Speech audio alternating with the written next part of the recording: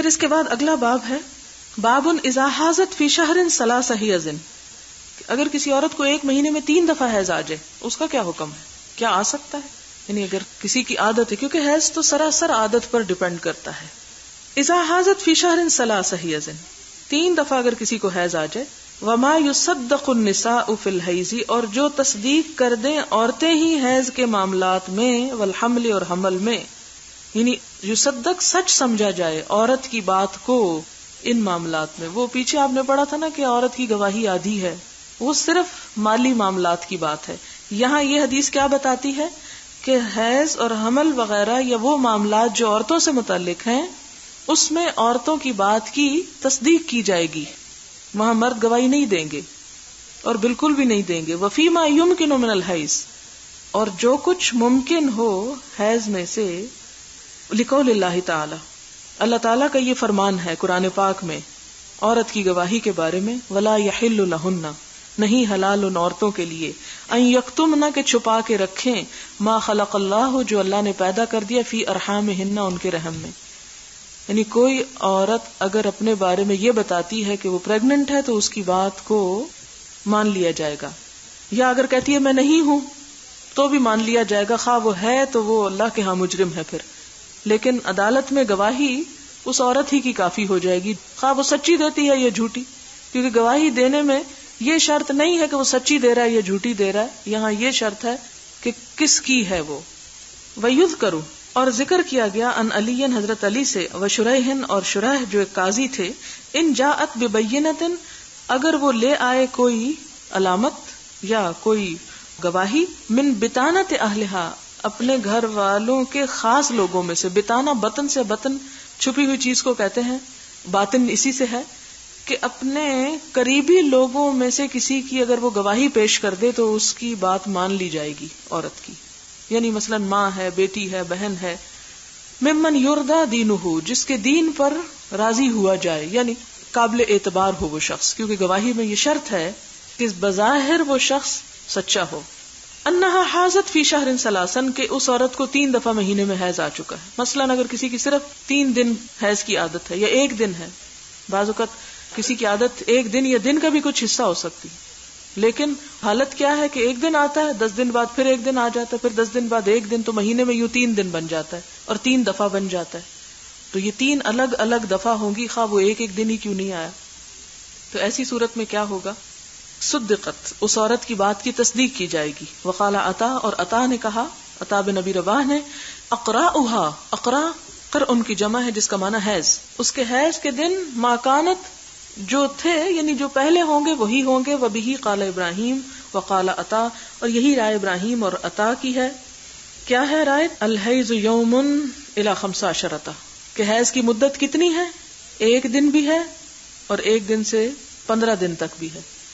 جو مشہور قول ہے امام ابو حنیفہ کا اور جس کو ہم فالو کرتے ہیں، وہ 10 دن کی مدت لیتے ہیں. لیکن اس معاملے میں دوسری رائے کیا ہے کہ 15 دن بھی اگر کسی کو پیریڈز آتے ہیں اور اس کی عادت ہمیشہ ہی 15 دن کی ہے تو 15 دن بھی کاؤنٹ کیے جائیں گے. اصل میں اس معاملے میں جتنے بھی فتوے ہم دیکھتے ہیں بہت کچھ اس میں بحثیں کی گئی، کیونکہ آپ صلی اللہ علیہ وسلم سے حیض کی مدت کے بارے میں کہ کتنے دن تک حیض ہوتا ہے کوئی حدیث واضح نہیں ہے. لہٰذا علماء امت نے، فقہائے امت نے مختلف دن مقرر کیے ہیں اور یہ کہا گیا کہ کم سے کم تو 1 دن اور زیادہ سے زیادہ، کسی نے کہا 10، کسی نے کہا 12، کسی نے کہا 15. ان کا طریقہ یہ تھا کہ مختلف علاقوں میں سروے کرایا جاتا تھا عام طور پر عورتوں کی عادت کیا ہے. ایک علاقے میں ایک خاص موسم کے تحت رہنے والی خواتین، ان کے ہاں مثلا 100 لوگوں سے پوچھا گیا تو میکسیمم جو دن پتا چلے وہ 10 تھے. اس عادت کو یا رائے عامہ کو مد نظر رکھتے ہوئے ایک فقیہ نے کیا کہہ دیا؟ 10 دن. دوسرے علاقے یا دوسرے موسم کے تحت عورتوں کو اس سے بھی زیادہ دن کے پیریڈز آئے.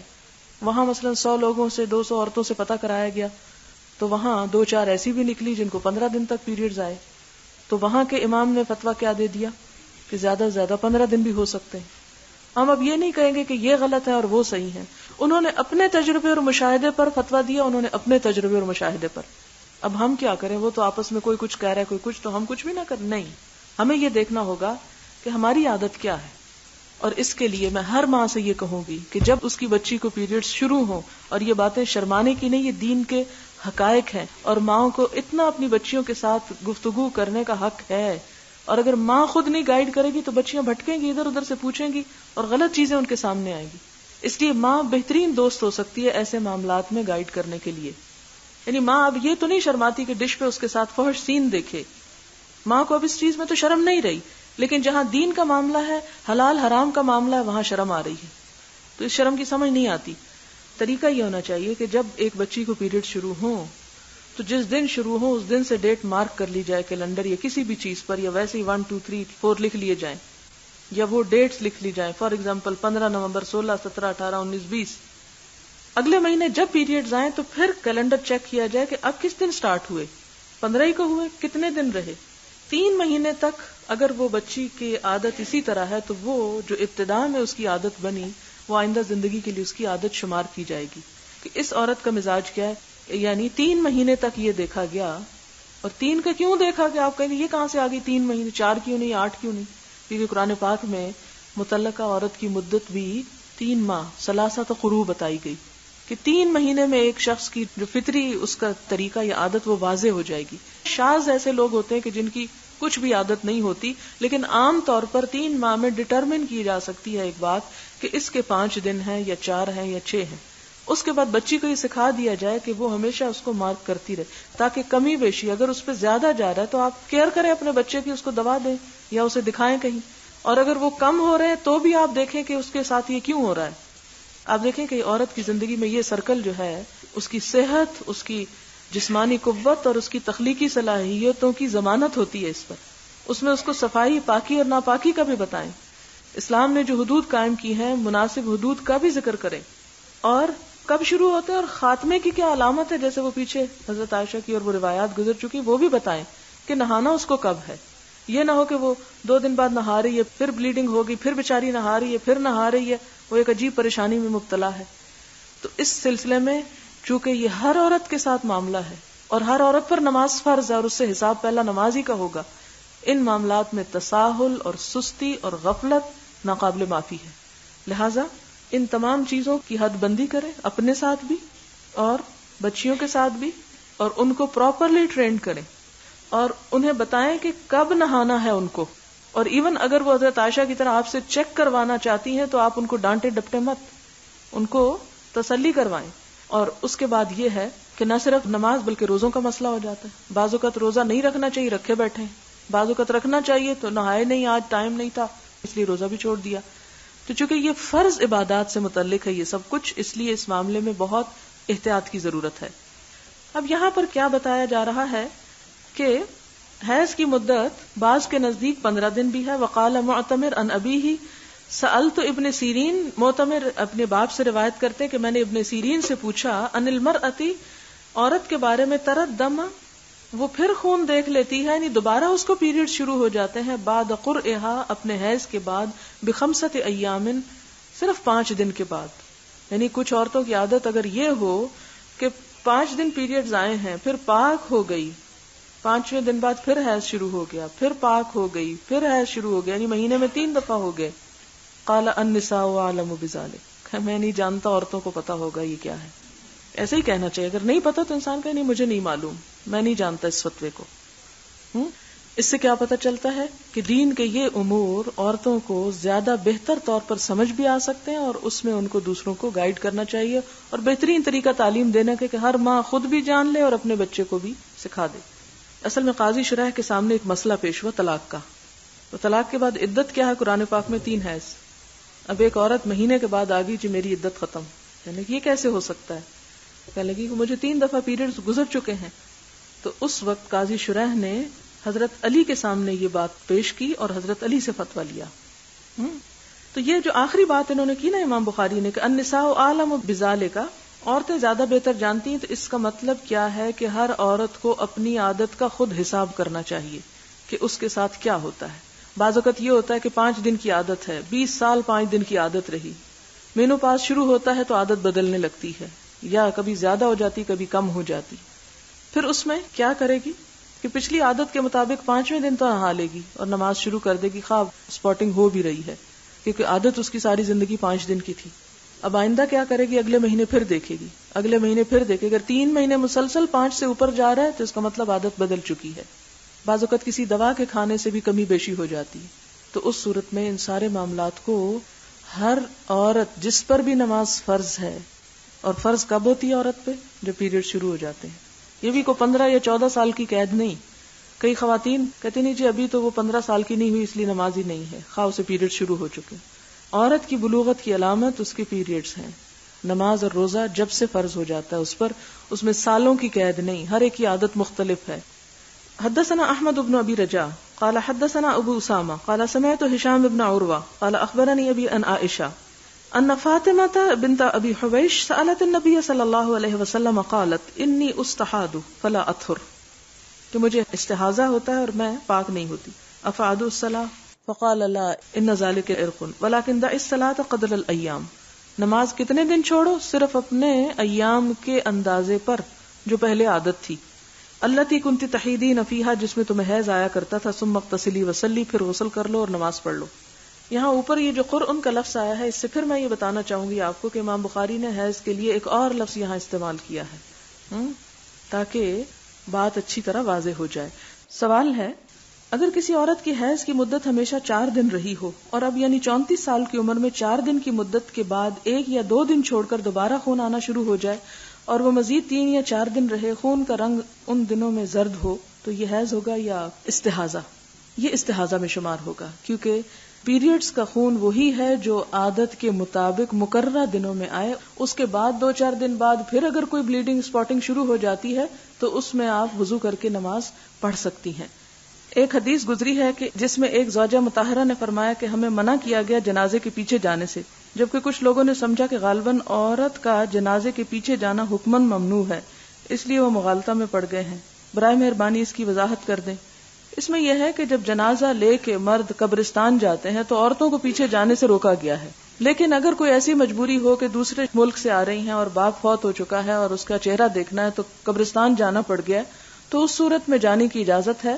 لیکن جنازے کے پیچھے پیچھے چلنا جیسے مرد چلتے ہیں، اس چیز کو ناپسند کیا گیا ہے. حدیث میں کہ بیوہ عورت اپنی عدت کے دوران نہ سرما لگائے، نہ خوشبو اور نہ ہی رنگین کپڑا پہنے. کیا متعلقہ کی عدت کے دوران بھی یہی حکم ہے، اگرچہ اس کی زینت کو نامحرم مرد نہ دیکھے؟ بات یہ کہ تھوڑے سے احکامات فرق ہیں. جو بیوہ عورت کی عدت ہوتی ہے اس میں سوگ شامل ہوتا ہے اپنے شوہر کو کھونے کا، کیونکہ ایک عورت کی زینت جو اس کے لیے عبادت کا سبب ہے وہ اس کے اپنے شوہر کے لیے، یعنی سب سے زیادہ جس زینت کے اہتمام پر عورت کو اجر بھی ملتا ہے وہ شوہر کی خاطر ہے. جب شوہر فوت ہو جائے تو پھر اس کو حکماً ایک طرح سے کہا گیا کہ وہ زینت نہ کرے تاکہ وہ اپنے غم کا بھی اظہار کر سکے اور دوسروں کے سامنے بھی اس کی کیفیت جو ہے مختلف ہو. لیکن جو طلاق کا مسئلہ ہے وہ نسبتاً مختلف ہے. اس میں اگر شوہر نے طلاق دی ہے تو وہ غم نہیں غصے کا سبب ہوگی بات، یا اس نے خود خلا وغیرہ لی ہے، تو اس میں وہ احکامات نہیں ہیں جو ایک مرے ہوئے شوہر کی عدت پوری کرنے کے ہیں. ان دونوں میں فرق ہوگا. اگرچہ یہ نہیں کہ طلاق کے بعد عورت جو ہے وہ بالکل ہی عام عورتوں کی طرح ہو، تھوڑا بہت فرق تو ہوگا لیکن وہ نہیں جو متوفی کے بعد ہوتی. غسل حیض میں ترتیب واضح کر دیجئے. مثلا وضو، اگر بالوں کی صفائی کریں، خوشبو لگانا، اس میں آپ دیکھیں کہ جیسے غسل حیض ہے یا جنابت تو دونوں میں ہی پہلے وضو ہوگا. اگر بالوں کی صفائی وغیرہ کریں تو وہ اس سے بھی پہلے کر لیں، اور اس کے بعد خوشبو تو سب سے آخر میں ہوگی. پھر دوسرا سوال ہے کہ کیا خوشبودار صابن سے دھونا کافی ہے؟ دیکھیں یہ کامن سینس کی باتیں ہیں جن کو آپ خود بھی سمجھ سکتے ہیں. خوشبودار صابن سے دھونا تو یہ ہے کہ وہ دھل کے پانی سے ختم ہو جائے گا، لیکن ایسی خوشبو کہ جس سے ہر قسم کی اسمیل ختم ہو جائے، ڈیوڈرنٹ قسم کی. ہم نے غسل میں پاک ہونے کے طریقے پڑھے جس میں بتایا گیا کہ آخر میں روئی پر خوشبو لگا کر جسم پر لگائیں. پوچھنا یہ کہ ہم تو ایسا نہیں کرتے جب پاک ہونے کے لیے غسل کرتے ہیں. کیا یہ ہمیں ضرور کرنا چاہیے؟ کیا یہ فرض ہے؟ بات فرض کی نہیں، بات سنت کی ہے، اور ظاہر ہے کہ قرآن پاک میں اس کا حکم نہیں ہے، فرض کے درجے پر نہیں، لیکن آپ صلی اللہ علیہ وسلم نے بارہا اس کی تاکید فرمائی ہے. اگر آپ چھوڑ دیں گے تو یہ تو نہیں کہ آپ کسی حرام کام کے مرتکب ہو رہے ہیں یا آپ کو مجرم ہیں، لیکن ایک چیز جس کا تذکرہ کیا گیا اور وہ چیز ہماری ہائیجین، کلینلینس اور ہماری صحت اور ہماری جو چستی ہے اس سے متعلق ہے. اور خاص طور پر آپ دیکھیں اس کی تاکید کو کہ آپ صلی اللہ علیہ وسلم نے بیوہ عورت کے سوگ کی مدت میں سے ہر طرح کی زینت سے روکا، لیکن اس کے لیے بھی اس خوشبو کے لگانے کا حکم دیا. اسے ہم امر وجوب تو نہیں کہیں گے. امر کی کئی قسمیں ہوتی ہیں. ایک امر ہوتا ہے جو واجب کے درجے میں ہوتا ہے، ایک امر ارشاد کا ہوتا ہے. یہاں پر ایک طرح سے یہ کام سنت کی پیروی کرنا ہے، اور سنت کی پیروی کرنے میں ثواب ہے. جو نہ کریں گے ان کو گناہ تو نہیں ہوگا لیکن ثواب کوئی نہیں ملے گا. بس اتنا سا فرق ہے. اگر کوئی پاکستان سے عمرہ کرنے جا رہا ہو تو کیا یہ ہو سکتا ہے کہ یہاں احرام نہ باندھے بلکہ مکہ جا کر ارادہ کرے اور مسجد عائشہ جا کر احرام باندھے؟ ایسا نہیں ہو سکتا. میقات سے پہلے احرام باندھنا ضروری ہوتا ہے. یہ عمرے کی شرائط میں سے ہے احرام پہننا، اور اس کی پابندی جو ہے وہ ضروری ہے. اگر وہ عمرہ ہی کرنے جا رہا ہے تو احرام پہننے میں اسے کیا مشکل ہے؟ اس لیے کہ جب تک وہ یونیفارم نہیں پہنے آپ کی فیلنگ ہی وہ نہیں ہو سکتی. اور یہ خاص طور پر اللہ تعالیٰ کپڑے دوسرے پہنواتے ہیں اپنے گھر بلانے کے لیے، تو یہ بہت بڑی سعادت ہے اور بہت ایک ڈفرینٹ فیلنگ ہونے لگتی ہے انسان کو. تو اس لیے اگر جانا ہے تو ہول ہارٹیڈلی جائیں، اس طرح نہ جائیں کہ یہ نہیں کر سکتا اور وہ مشکل ہے اور وہاں جا کے کر لوں. کیونکہ بہت سے لوگ جو خصوصاً جرابیں اور بند جوتے پہننے کے عادی، انہیں چپل پہننا ذرا اپنی شان کے بھی بعض اوقات خلاف نظر آتا ہے. لیکن یہی تو اصل بات ہے کہ اللہ تعالیٰ سب کو ایک میدان میں لا کے کھڑا کرتے ہیں کہ قیامت کے دن بھی تو ایک ہی حشر کا میدان ہوگا نا. وہاں تو اونچ نیچ اس وقت ہوگی جتنے عمل زیادہ ہوں گے. حدیث میں ہے، حضرت عائشہ فرماتی ہیں کہ حضور صلی اللہ علیہ وسلم نے مجھے حکم دیا کہ اپنا سر کھول ڈالوں اور بالوں میں کنگھی کروں اور نیا احرام حج کا باندھوں، عمرہ موقوف رکھوں. ان ساری باتوں میں غسل کا ذکر نہیں آیا. حضرت عائشہ حیض سے فارغ ہوئی تو کیا انہوں نے غسل نہیں کیا تھا؟ ضروری نہیں کہ ہر حدیث میں ہر چیز کی ڈیٹیل لکھی جائے. اس سے یہ تو انڈرسٹوڈ ہے کہ اگر ایک عورت پاک ہو رہی ہے اور آپ صلی اللہ علیہ وسلم دیگر مواقع پر پاک ہونے کا حکم دے رہے ہیں اور اس ایک خاص موقع پر وہ الفاظ ایڈ نہیں کیے، تو یہ جو سر کھولنے کا اور کنگھی کرنے کا ذکر ہے اسی میں یہ بات پوشیدہ ہے کہ ان کو نہانے کے لیے کنگھی کرنا ہے اور نہانے کے لیے سر کو کھولنا ہے. غسل جنابت اور غسل حیض میں کیا بالوں کو دھونا ضروری ہے کہ خالی سر کی سکن ہی کافی ہے؟ اصل حکم یہ ہے کہ بالوں کی جڑوں کو تر کیا جائے. یعنی یہ چیز یاد رکھیں تو آپ کی مشکل آسان ہو جائے گی. جڑوں کو تر کیا جائے، جڑیں خشک نہ رہیں. اگر لمبے بال ہیں اور بال الگ سے نہ بھی سارے گیلے کیے جائیں تو بھی غسل ہو جاتا ہے. آپ نے وہ حدیث پڑھی جس میں آیا کہ رحم پر ایک فرشتہ نگہبان ہوتا ہے، اور جو ترتیب آپ نے بتائی اس کو سن کر میں حیران رہ گئی. آج سے چند سال پہلے سائنسدانوں نے بیسک ہیومن سیل میں سے ایک کوڈ نکالا جسے ڈی این اے کہا گیا. ڈی این اے کسی بھی سیل کے بارے میں یہ علم دیتا ہے کہ وہ سیل کس جاندار کا ہے، اس کے باپ دادا کون تھے، وہ کون سی نسل علاقے سے تعلق رکھتا ہے، اس کی شکل و صورت کیسی ہے، اس کی سیکس کیا ہے، اس کا قد جسم کیسا ہوگا، اس کا رنگ، آنکھیں کیسی ہوں گی، وہ کتنا عرصہ زندہ رہے گا تقریباً، اور وہ خوش مزاج ہوگا یا بد مزاج ہوگا، اس کی عادات کیا ہوں گی، اس کو کون کون سی بیماریاں ہو سکتی ہیں. یعنی حرف بحرف یہ حدیث بیسک ہیومن سیل کے بارے میں وہ بتاتی ہے جو آج سے چند سال پہلے سائنسدان اتنی تحقیق کے بعد جان سکے ہیں. یہ کسی کی کمنٹری ہے اس پہ جو آپ کے علم میں اضافے کے لیے بتائی جا رہی ہے. سوال ہے، حائضہ طواف کعبہ تو نہیں کر سکتی، کیا حائضہ کا حدود حرم میں داخل ہونا بھی منع ہے؟ حدود حرم کا جہاں تک تعلق ہے تو حرم سے مراد ایک تو وہ وسیع حرم ہے جہاں داخل ہونے کے لیے احرام پہننا ضروری ہے. اس کی حدود ہیں جن کو میقات کہا جاتا ہے. میقات کو کراس کر کے حرم کی حدود میں داخل ہونے کی اجازت ہے، لیکن ایک اور حرم ہے جس کو مسجد الحرام کہا جاتا ہے. اس حرم میں حائضہ داخل نہیں ہو سکتی. لہذا حرم سے مراد دو طرح کے حرم ہیں. دوسرا یہ کہ طواف تو نہیں کر سکتی، کیا صفا اور مروہ کی سعی بھی نہیں کر سکتی؟ صفا مروہ کی سعی طواف سے متصل چیز ہے، الگ طور پر نہیں ہوتی. مثلاً آپ عمرے کے لیے گئے ہیں اور پہلے آپ طواف کر لیں، پھر آپ تھک جائیں اور آپ گھر جا کے سو جائیں اور پھر جا کر آپ سعی کرنا چاہیں تو ایسا نہیں کر سکتے. آپ کو ایک ہی اسٹریچ میں دونوں کام کرنے ہیں. چونکہ طواف نہیں کر سکتے اس لیے سعی بھی نہیں کر سکتے.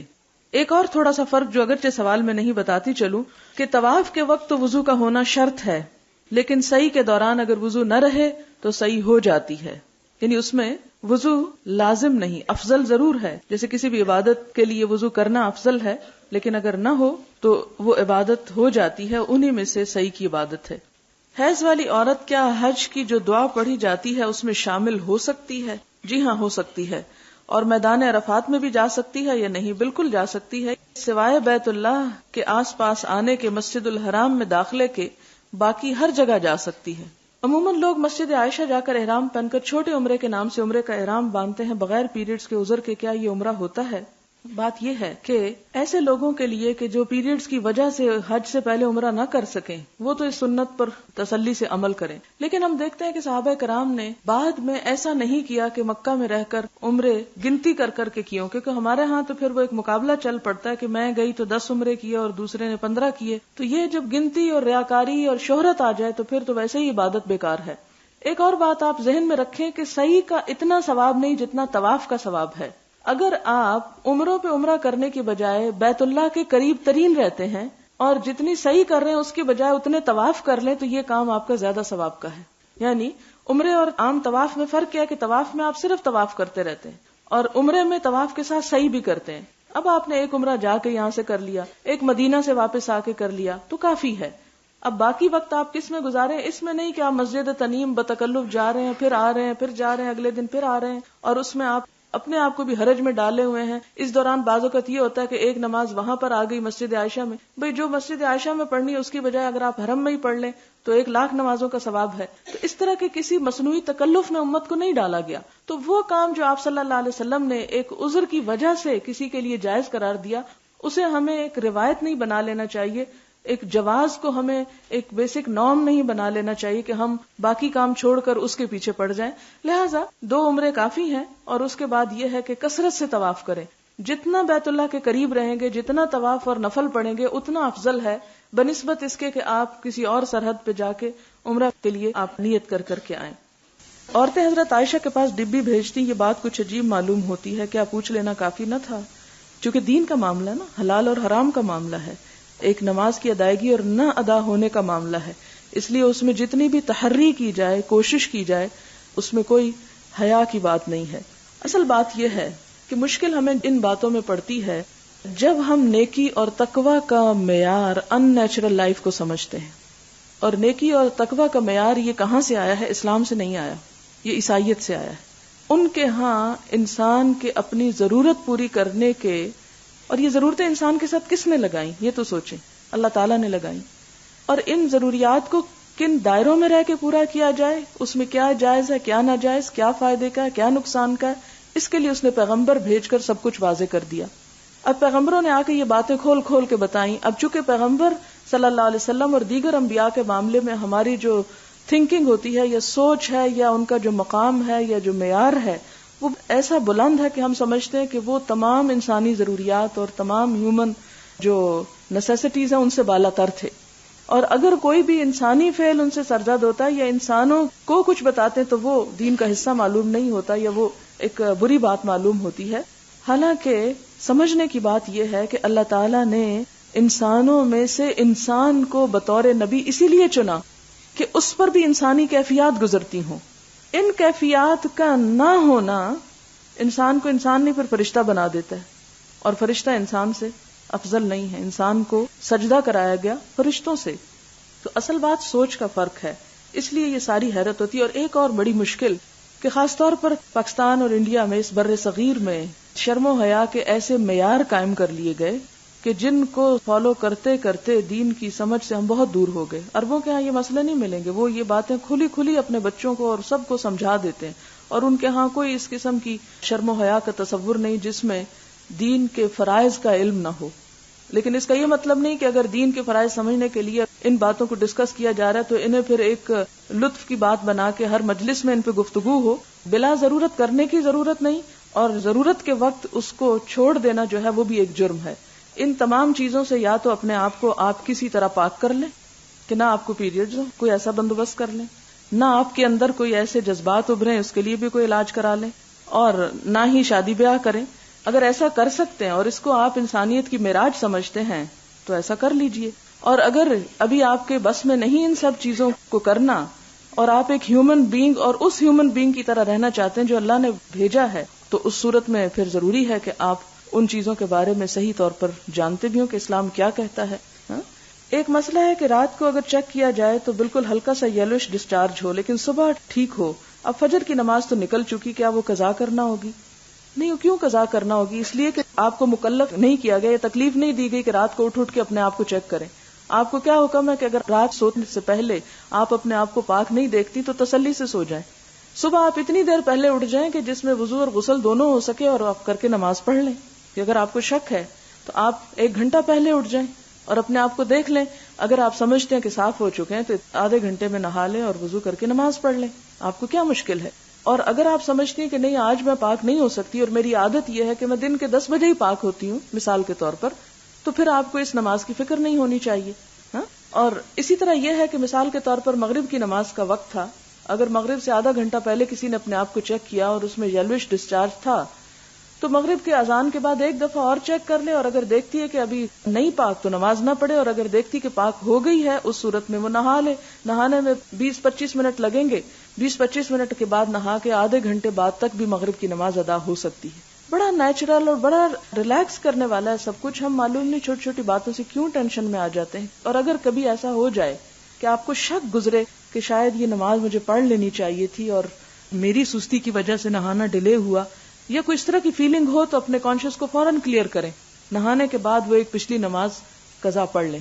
اگر تو وہ نہ پڑھنی تھی تو آپ نے پڑھ لی تو نفل شمار ہو جائیں گے، اور اگر آپ کے سر پہ ایک بوجھ تھا تو وہ فرض ادا ہو گیا آپ کا، اور آپ کا ضمیر اطمینان میں آ جائے گا.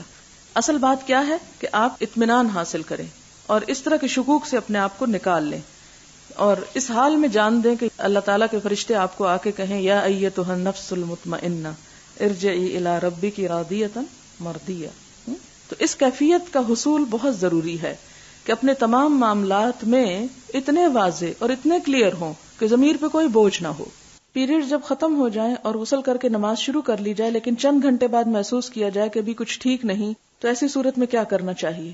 اگر تو عادت کے مطابق ختم ہوئے تو نہا کے نمازیں شروع کر دینی چاہیے، اور اگر کچھ اور پھر کسی وقت تھوڑا بہت ڈسچارج کسی کلر میں آ گیا ہے تو اس کو پھر اگنور کر دینا چاہیے. لیکن اگر ابھی وقت ہی ختم نہیں ہوا اور آپ جلدی کے مارے شام کو اگر نہانا چاہیے تو صبح ہی نہا بیٹھے تو اس صورت میں دوبارہ نہانا ہوگا. عید کی نماز عیدگاہ میں جا کر پڑھنے کا حضور صلی اللہ علیہ وسلم نے عورتوں کو بھی تاکید کے ساتھ حکم دیا. سوال یہ ہے کہ اگر عید کی نماز مسجد میں جیسے فیصل مسجد میں پڑھی جا رہی ہو تو حائضہ عورت کے بارے میں کیا حکم ہے؟ کیا وہ جا سکتی ہے؟ جا تو سکتی ہے مگر عین اس جگہ تک نہیں جا سکتی جہاں دن میں 5 دفعہ نماز پڑھی جا رہی ہو. مثلا عورتوں کی گیلری کبھی کبھار کوئی نماز ہو جاتی، پیچھے ہٹ کے اگر ایک طرف بیٹھ جائے تو اس سے کوئی حرج نہیں، لیکن جس جگہ جانے سے اصل میں روکا گیا ہے وہ جگہ ہے کہ جہاں دن میں باقاعدہ 5 دفعہ مصلی ہوتا. اب باہر کے ملکوں میں جہاں جگہیں بہت مہنگی ہوتی ہیں وہاں پر عموماً مسجد کو شادی ہال کے طور پر، ریلیجس گیدرنگز، ہر طرح کی پارٹیز وغیرہ کے لیے استعمال کیا جاتا ہے. تو عموماً اس حصے میں وہ نہیں کرتے کہ جہاں نماز ہوتی ہے. اوپر کی چھت پہ یا گیلری میں ہر قسم کی عورتیں اور مرد آتے ہیں، حتیٰ کہ نان مسلمز بھی آتے ہیں. تو ایسی صورت میں وہاں جانا جائز ہے، لیکن بالکل امام کی جگہ پہ جا کے یا ان صفوں کی جگہ پہ جو بالکل عبادت کے لیے مخصوص ہیں ان سے بچنا چاہیے. حیض کے بعد جو نہانا ہے کیا اس میں بھی غسل سے پہلے وضو ضروری ہے یا نہیں؟ کیا یہ وضو اس غسل کا حصہ ہے؟ جی ہاں، اس لیے کہ وہ بھی جنابت ہے. یعنی جنابت کی 2 قسمیں ہیں اور حیض جو ہے وہ حالت جنابت تصور کی جاتی ہے. جنابت کا لفظ جو ہے نا یہ جیم نون بے اس کا روٹ ہے. جم کہتے پہلو، اور اس سے کہ پہلو بچانا یعنی الگ رہنا، تو اس میں بھی کچھ چیزوں سے الگ رہنے کے احکامات ہیں، اس لیے اس کو بھی جنابت کہا جاتا ہے، جیسے نماز سے، طواف سے اور کچھ چیزوں سے. کیا حیض والی عورت مسجد میں قدم بھی نہیں رکھ سکتی یا صرف نماز پڑھنے والی جگہ پر نہیں جا سکتی؟ میں نے واضح کر دیا تھا کہ عین جو نماز کا حصہ ہے اس میں نہ جائے، لیکن یہ کہ مسجد کے صحن سے یا ایسی جگہ سے گزرا جا سکتا ہے کہ جہاں کبھی کبھار سال میں 1 دفعہ نماز ہوتی ہے، جیسے فیصل مسجد کے باہر والے حصے میں. کیونکہ بازو کا ساری فیملی سفر کر رہی ہے اور نماز پڑھنے کے لیے اندر چلے گئے ہیں تو ایک شخص سڑک پہ کھڑا ہو جائے تو وہ مناسب نہیں ہے. اس میں یہ کہ مسجد کے اندر کسی ایسی جگہ پر بازو کا یہ ہوتا ہے کہ صحن ہوتا ہے، ٹوائلٹس بنے ہوئے ہوتے ہیں، یا ایسا کارنر انسان تلاش کر سکتا ہے. اس کے لیے ہر شخص کو اللہ نے کامن سینس دی ہے کہ اپنی احتیاط کس طرح کرے، لیکن اس کا یہ مطلب نہیں کہ وہ نماز کی جگہ میں چلی جائے. وآخر دعوانا ان الحمد للہ رب العالمین. سبحانک اللہم وبحمدک نشہد ان لا الہ الا انت نستغفرک ونتوب الیک. والسلام علیکم ورحمۃ اللہ وبرکاتہ.